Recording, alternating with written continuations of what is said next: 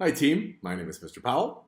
Welcome to the first installment of our Introduction to American History Anchor Fact series of printables and mini lessons. At Knowable World, we teach history as the revelation and explanation of the world we live in. In this series, we are going to learn about the history of the United States of America. We're going to start right at the beginning, which is the explanation for why Americans enjoy wonderful celebrations with fireworks on the 4th of July. It's a birthday celebration because the United States was born on the 4th of July. Here's the birth certificate. It's called the Declaration of Independence.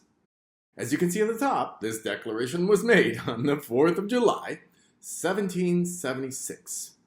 The United States was born when its leaders, a group of men known as the Founding Fathers, decided that there should be a new country in the world. They explained why in the Declaration.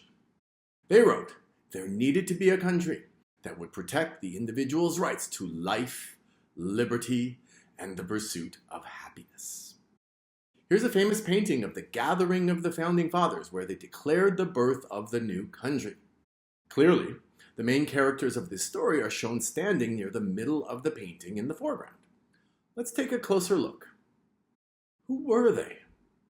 The tallest man in the center, who was holding the Declaration in his hands, is its main author. His name is Thomas Jefferson. Not only did Thomas Jefferson write the Declaration of Independence, but he went on to become the third president of the United States. Next to him is another famous founding father. Do you recognize him? His face is on the $100 bill. It's Benjamin Franklin. Benjamin Franklin was a founding father and also a famous scientist who performed experiments with electricity. For today, we'll highlight one more of the featured characters. He went on to become the second president of the United States. Do you know his name? It's John Adams. You might be wondering, if the second and third presidents are here, what about the first? Do you know who that is? It's George Washington. But he's not in the picture. Why not? Well, as you might know, and as dramatically depicted in this painting, George Washington was rather busy at the time. I'll explain why in the next Anchor Fact mini lesson. Now, why is it that the Founding Fathers declared independence for a new country, and from whom? Part of the answer is in the painting too. Part of the answer is America declared its independence from Great Britain, or the British Empire. If you want to know more about the flag designs you're seeing here, there's a mini lesson and printable for that too. Come visit us at knowableworld.com to learn more. Now, let's turn to the question of why. Why did the Founding Fathers declare independence from Great Britain? Well, you may have heard of something called the Stamp Act. It was a law passed in Britain that placed new taxes on British citizens in America. It said that you had to pay for a stamp to be placed on newspapers, business licenses, and other documents. But Americans had not consented to this. No taxation without representation was their rallying cry against the Stamp Act. But the British would not listen. When Americans refused to buy stamps, the British switched to a tax on tea. Some of you might know what happened next. The Boston Tea Party. And the argument was just getting started. By 1775, Americans were starting to rebel. The great founding father Patrick Henry announced, "Give me liberty or give me death." Soon, Americans rebelled outright. At the battles of Lexington and Concord, the colonial militia, warned by Paul Revere, who had yelled, "The Redcoats are coming," in the middle of the night, were assembled to stop the British, who were coming to seize the weapons of their own people.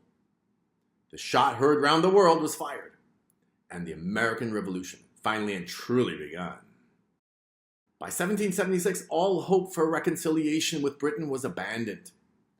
The Founding Fathers declared, when, in the course of human events, it becomes necessary for one people to dissolve the political bands, which have connected them with another, and to assume among the powers of the earth the separate and equal station to which the laws of nature and of nature's God entitle them, a decent respect to the opinions of mankind requires that they should declare the causes which impel them to the separation. We hold these truths to be self-evident, that all men are created equal, that they are endowed by their Creator with certain unalienable rights, that among these are life, liberty, and the pursuit of happiness. That to secure these rights, governments are instituted among men, deriving their just powers from the consent of the governed. That whenever any form of government becomes destructive to these ends, it is the right of the people to alter or to abolish it and to institute new government. And they sure did. The greatest country in the history of the world was born, and history has never been the same. Don't forget to subscribe to this Knowable World channel, where you'll find the next mini lesson and printable combination about the Constitution and the Bill of Rights. See you next time.